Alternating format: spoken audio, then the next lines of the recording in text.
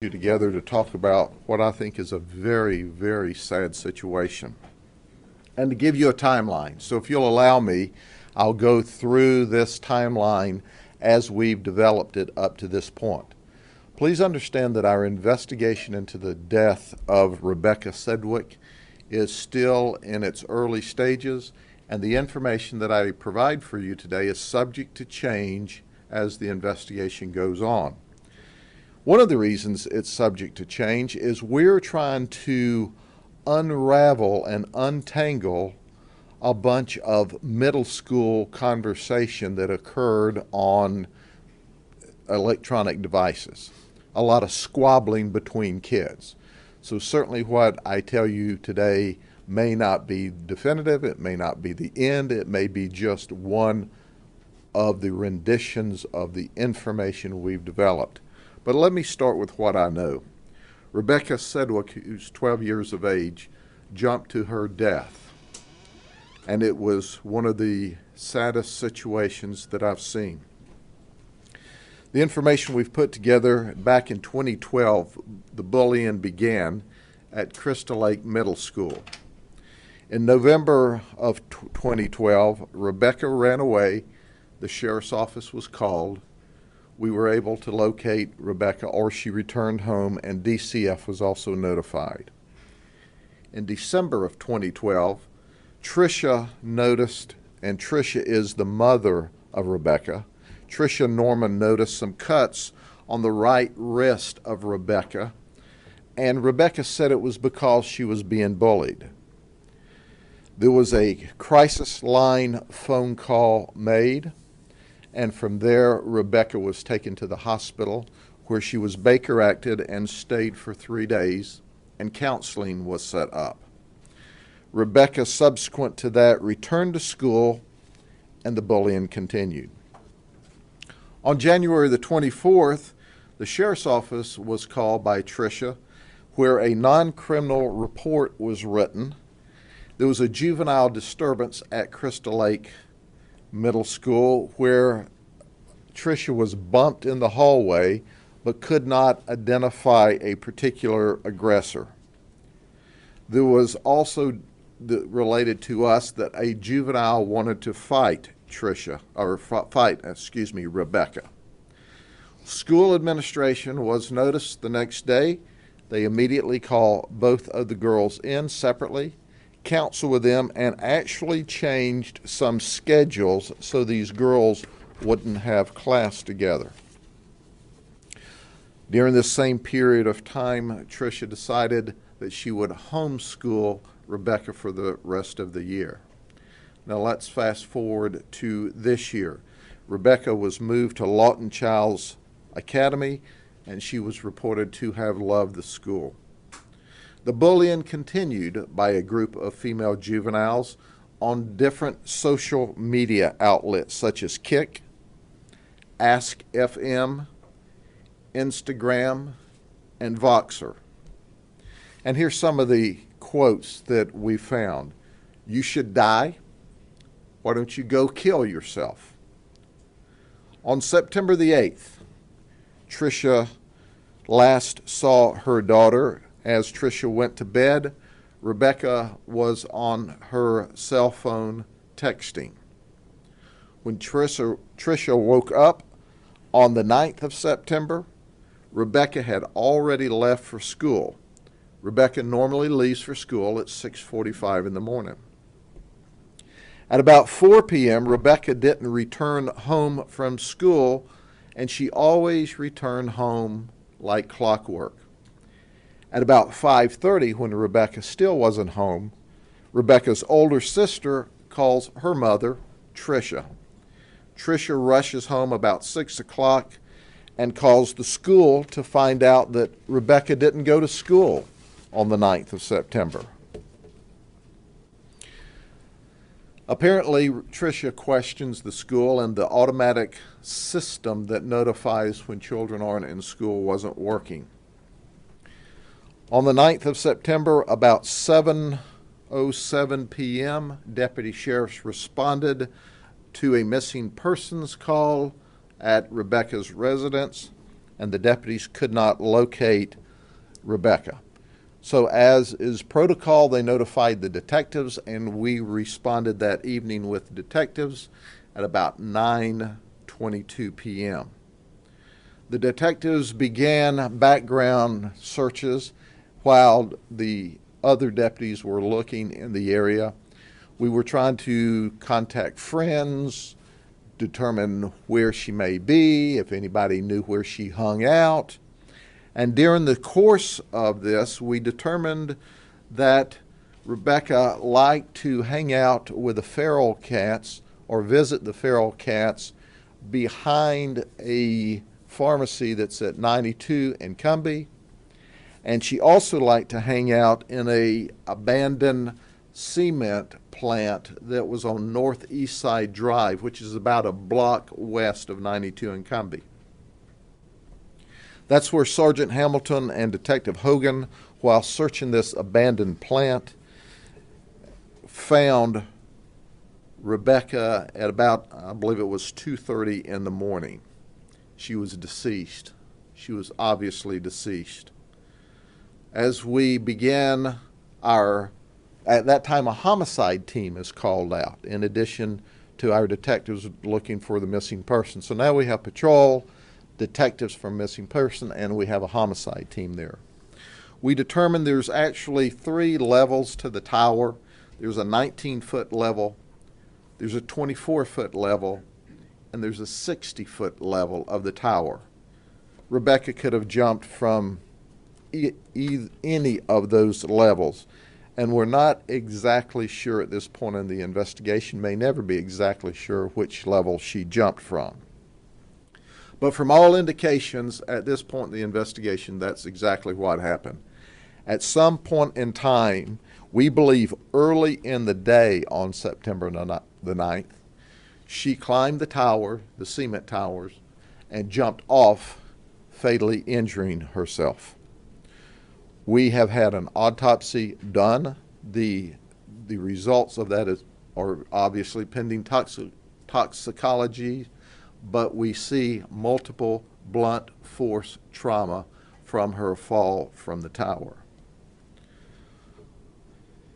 We know that at about 7:37 on the 9th of September, that Rebecca apparently posted on Kik to a Jameson White. Jameson White's 12 years of age. He lives in North Carolina. They've been social media friends. Apparently at some point in time they met at an airport. But she posted that she was dead, that I'm jumping, and I can't take it anymore. Jameson never told anyone.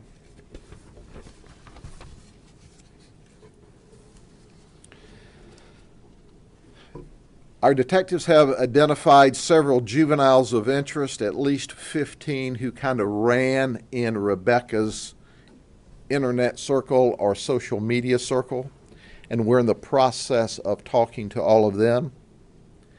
It appears, and I caution you at this point, it appears that this all started some time ago in 2012 over a boyfriend issue with girls that used to be her friend. Some of the juveniles have told us that Rebecca was absolutely terrorized on social media by some girls. Rebecca, we know, and another girl were suspended for fighting that used to be friends. We've seized several cell phones and laptops for investigations. I must report to you that I'm pleased that the parents of the children that we've contacted have been cooperative in the investigation, and we appreciate that. It makes the case much more interesting. Much more easy to investigate. It's important to point out that these parents have shown a real concern for Rebecca and this tragedy, and we do appreciate the cooperation from the parents of those that we have, of these children that we're investigating, to see if we can plug together exactly what happened and to create an exact timeline. We also found on Rebecca's search engines or search questions the following. What is overweight for a 13-year-old girl? Another question she asked was how to get blades out of razors. Another question she asked was how many Advil do you need to take to die? Another question was how many over-the-counter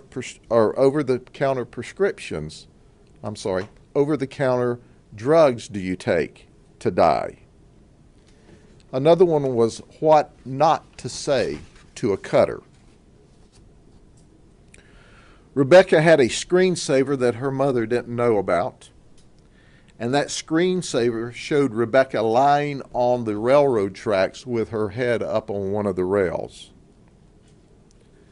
We can see from what we've investigated so far that Rebecca wasn't attacking back. She appeared to be beat down. She appeared to have a defeatist attitude. And quite frankly, the entire investigation is exceptionally disturbing to the entire investigative team. Ladies and gentlemen, we know that statistically 78% of Americans aged 12 to 17 have cell phones, that 3/4 of the access to the internet are using mobile devices such as smartphones or tablets. We know that there is a large percentage of those juveniles on those apps every day. We know that cyberbullying is a problem. In fact, the governor just signed a new cyberbullying law this year. That cyberbullying affects almost half of all American teens at some point in time. That girls are twice as likely as boys to be victims of cyberbullying and to be the perpetrator of cyberbullying. Only 1 in 10 victims will inform a parent or a trusted adult of their abuse. Texting occurs 24 hours a day, and there really is no refuge from the aggressor as long as you stay in that social media environment. Electronic bullies in many instances can remain virtually anonymous. There are dozens of free apps. Some of these search engines or these app engines are outside of the United States. I know that one's in Canada, another is in Russia, and they ignore, for the most part, our request for assistance. These are temporary sites. Most of them don't even store the data if they wanted to assist us.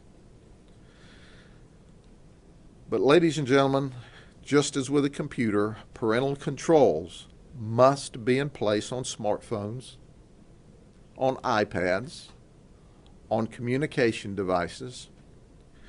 You must install, where you can, software that monitors activities on PCs. You must enable restrictions and passcodes. You must utilize guided access with your children. You need to set times so that the kids can't be on these devices. You must manage as a parent the device at home and take the device away from the child if you need to do that. We've got to be parents instead of best friends. I can tell you, I believe Tricia tried, was really concerned about her daughter.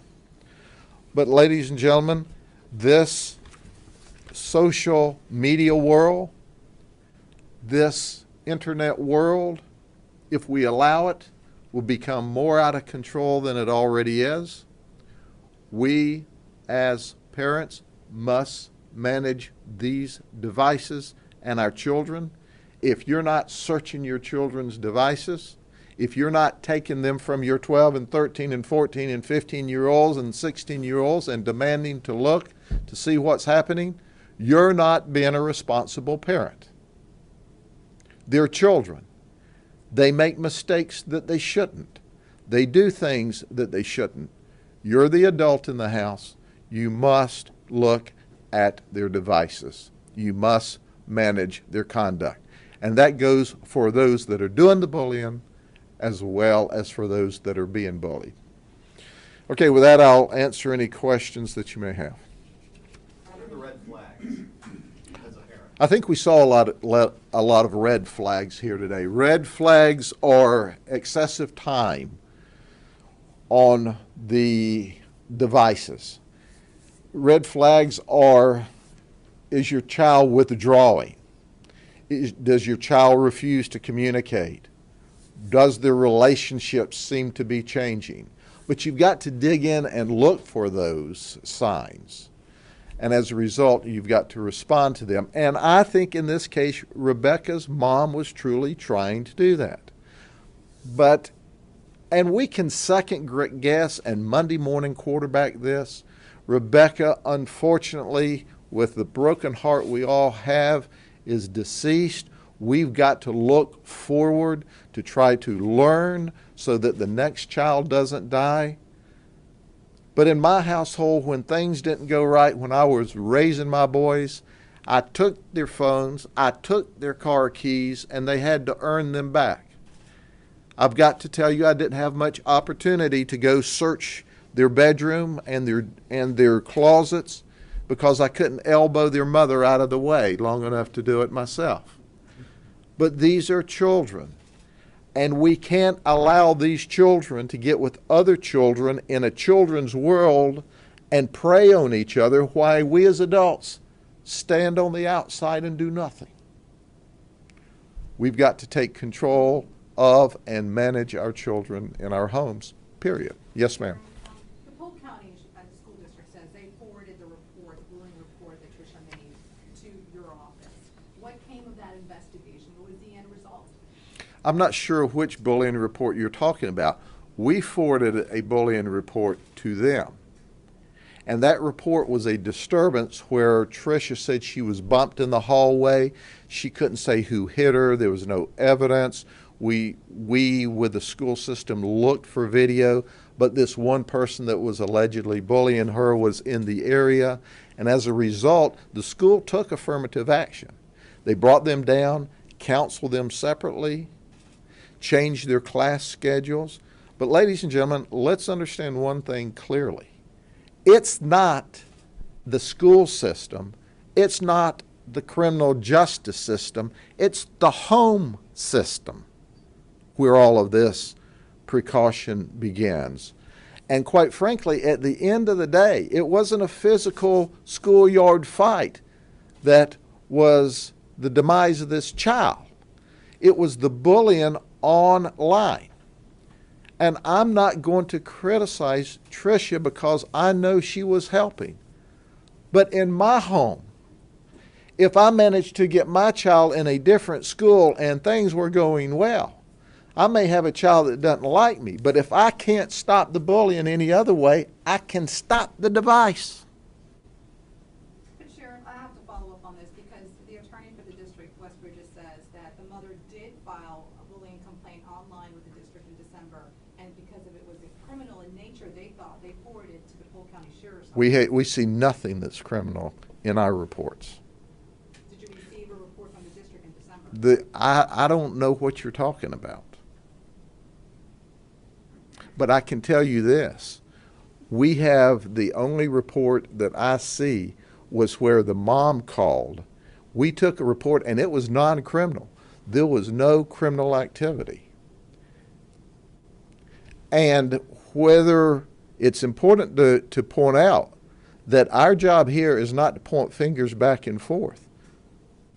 But whatever happened in December or January with this report, with the school taking affirmative actions, that had nothing to do with the bullying that was consistent on a device that was owned by the child in the home.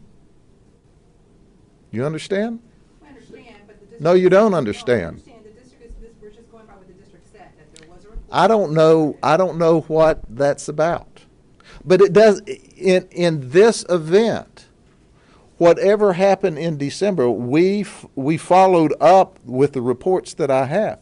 But it makes we don't see any criminal conduct. We didn't see any criminal conduct in January. There at some point was a fight at school that the school also dealt with. But let me tell you something, folks. Get real. How many of you were a middle school person? All of you? How much drama was there every day at a middle school? Every day with everybody? And there's thousands and thousands of kids in these schools, and there's drama every day. Who's responsible for dealing with that drama? The individual child and the parent and the school systems. I am over every time something doesn't go well that you turn around and try to point a finger at some piece of the system. When the facts are that we all care about every child every day, but we can't watch everybody, every action, and if we did, then we'd be violating somebody's civil rights. Sheriff, is there anything criminal about cyberbullying? There is a cyberbullying law that Governor Scott just signed. Are these little girls going to be charged? We have an investigation underway, and certainly if we can determine credible evidence against any child that may have been involved in this, we plan to hold them liable. But we're early into the investigation. Are they all girls? They're all girls at this point in the investigation, except I mentioned 15 that were in her circle. We don't know, we don't have any indication that 15 of them are bullying her. But listen, let me read these numbers again before y'all do what you sometimes do and get off on a crazy tangent. 78% of Americans 12 to 17 have cell phones. 78%. Cyberbullying is a problem that affects almost half of all American teens. And girls are twice as likely as boys to be victims, and the victims and perpetrators are cyberbullying. And you ladies know y'all can get pretty dadgum catty as kids. I'm not going to talk about it as you're adults. What you do as adults is up to you. Now, the system can't manage all that cattiness. So just wake up to that. That's understood, Sheriff, but do you think, realistically, if you can give a percentage, are these little girls going to be charged? with What? cyberbullying? Let me see. Let me get my crystal ball out here. Oh, I'm sorry, I don't have a crystal ball. I don't know what's going to happen at the end of this investigation. But I can assure you this. If we can qualify evidence of a criminal offense, the person responsible or the persons responsible absolutely will be held accountable. Have you all identified who wrote the message, you should die, or you should kill yourself, and what are the penalties for such? First off, it's important to recognize that we're early into the investigation. We have gathered up several devices that have to go out to our forensic peoples, for our forensic detectives for an investigation.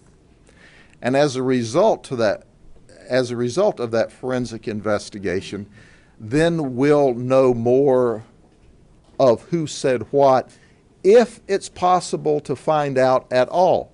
Because a lot of these, for example, and I can't remember which one it is, but one of these social media systems is in Russia. And you try to call them and talk to them, they're not interested. So keep in mind, we're dealing with a system that a 12-year-old's got in Polk County, Florida, that is running through a system in Russia, the other side of the world. So that makes it problematic. but we are doing our best to chip through all that. Listen, keep in mind, you were kids, you've raised kids, you may be raising middle schoolers now. We're trying to sort out a bunch of girl talk, which goes farther than girl talk in this new, if you will, communication, media, social network environment. So what our detectives are trying to do is find out why. Why did this tragedy occur? And if there's someone criminally responsible, you can believe that we're going to hold them criminally responsible. Sheriff, when's the last time you charged someone with cyberbullying? I haven't charged anybody all day with cyberbullying. I don't know. This is a large agency, and usually your charges are stalking. It's either cyber stalking or it's personal stalking, depending on the conduct. But that investigation is underway. I'm not sure whether until I saw exactly what the stalking was and what the degree was. I'm not sure. So it'd be a misdemeanor. I think there is felony stalking, depending on the charges. But at the end of the day, folks, at the end of the day, as much as we would like to protect every child from our position in law enforcement, in government, it's not happening. It starts with the child and the family, and I truly believe Tricia tried. I truly do. I truly believe that the school system tried, but we don't live in a perfect world. And at some point in time, we know that somebody knew. I mean, this little Jameson in North Carolina got a text at 7:37 in the morning. I mean, if we had have gotten this magic call at 7:37 in the morning, would this baby be alive today? I hope, but I don't know. I wish Jameson had have texted 911 someplace and said, I got this friend in Florida that says she's jumping. But how many other kids have been on the text today saying that they're going to do something crazy, and their friends go, yeah, they say that all the time. Is there one specific thing to point out that say that this ultimately failed this girl? I mean, was it the system? Was it her parents? There was a lot of interventions that occurred. There were a lot of interventions that occurred. There was an intervention. There was multiple interventions by the school, by the hospital, by counselors, by her parents, by the sheriff's office. There were interventions that were attempted, but it just didn't work. What is your message to bullies, and do you think the fear of possible criminal charges will deter them? Yeah, my message is that if you bully somebody online and it's reported to us and we can build a credible case, we absolutely will send you to the state attorney. We will arrest you. We will charge you criminally. We will send you to the state attorney's office. We'll do that. But you understand, let's put this in the right perspective. Take yourself back to the middle school play yard, lunchroom, where everybody's sitting there gibbering back and forth, and nobody's paying attention to any of it until it comes true. Then everybody wants to know why somebody didn't do something when, were there warning signs? There are warning signs every day. Little Jameson White, 12 years old, he got the last warning sign, but nothing happened. Am I blaming Jameson today? No.